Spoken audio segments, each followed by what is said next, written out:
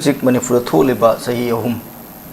hela ba khoi irang asi loisin bangam na lei bisi gi mari lenna khoi mahiroi taruk lup taruk na manipur da lei ba mahiroi lup taruk na apun boina puyak pidun thadro pa serol lamagi matungina manipur gi irang loisin ge harabadi proxy war khudak ta lep kadabani ha wafam ne hari policy kamai yimbe mahiroi sin phondol mahiroi singi statement ji akhoi kano amada akhoi chumba akhoi kano amani akhoi maikai da itare akhoi achumba mayonda pupa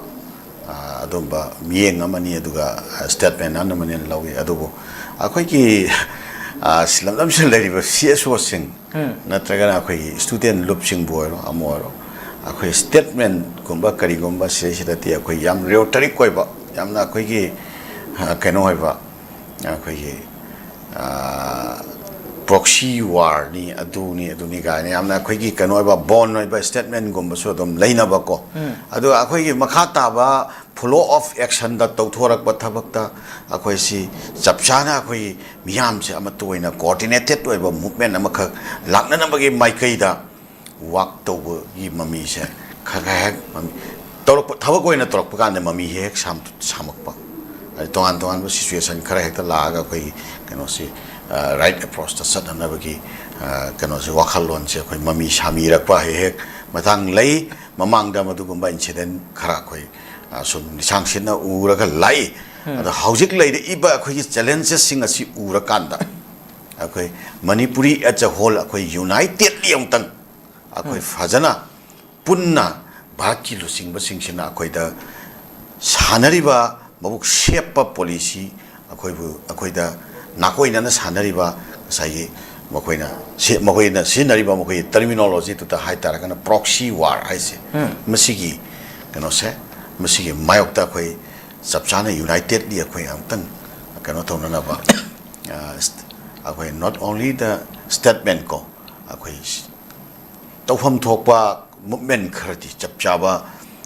koi effective way ba duma khongthang khardi kaino khanaraga to ho nanaba maduge maikai da su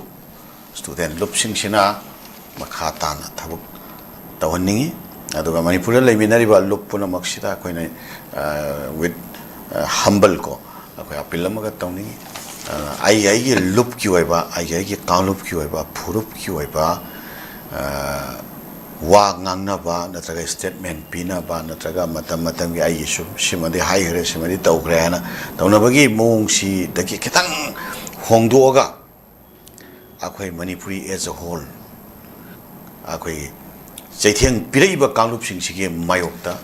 manipur miyam gi apun ba united ba effort ma khatang sei chapchana effectively akhoi thorak pa ngamna na ba sige maikai da akhoi work to min na pami work to min si haba pil se thamsake yam noi je amuko gi sai tagi phondorok bo akhoi punna amatoina irei pa iram dam ngakmina rasi haba wafam am phondoli si kamani yengbe janu je apun magi saktam am sagat ma thau tai habi statement do yam phajai ale statement duga loina na khoi gi punna mayuk na min na si di haiba tawba kan da di ai gi lup ki waiba mong la thabak tawba na di yaro yeba ko yes Chindadi akhoi punna mayok ni min si gaina sumhai ba si rotary koina lawrak kane ba akhoi miyam ana punna mayok na min si haiba se siga loina na akhoi punna wak tong min na ba punna thawak tong min na ba ki kanglon du da akhoi termina mat khusai initiate to sebo mado akhoi leiriba amuko gomba lupsingna or kokomi gomba lupsingna akhoi Lairiba te loop mayam si akhoi amatoina fazana coordinated oiba mongda akhoi khanan naina bagi akhoi thaurang paikhat hanningi aduga loina warep lauraga tawba yaba thabak singi oba kamani fatma akhoi lehanningi mathau taraga di loop mayam se nagagi poti shaushano akhoi pangan gi poti singsu yauke aduga akhoi lairiba kokomi natraga akhoi amuko lairiba folk soisana makoi myot sing yaw ba khoi apun ba united khoi delegation team mama center de ka chatlaga center ki losing ba sing the pressure to ba khotpani khangde natraga kaino khoi mak strategy khara ti khoi work out tawning e ba ko Yes. Adugi Wakalon do Koi Pangangi Lupsing the Kitty Adugi Wakalon do Lay Adugi Wakalon to the Tawina Pamalay have of Hamsi, the Tamsaki. Yamnoise the strong lobby Todoki, NIA investigation Chataba case key update report me and the Colonel Lu Haina, Kugi Tom Bizo in a Fundoki Wafam Fonari Avatar. High policy was a Pova, Kugi Tam of Pazilla Kadoraba, Kugi strong lobby Todoxi. Chap Sabu report me and the Kangan there we were from the news. Come on, news are we going to be? Masi Hoi Miamna Kanging Badugi, Miamna Kangan Lu Haina, Sumaina demand Taubabutia dom Yaiko.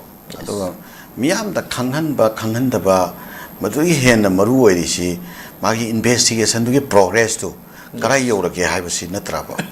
Investigation see progress Kari later gave a potential. Investigation to get progress to Adam Miamna Kangma Matautai have never Miam the Kangaluga Hadisiadum, Kanoeva legitimate over, genuine over the question Namati Wayena Tamsaki. Yes.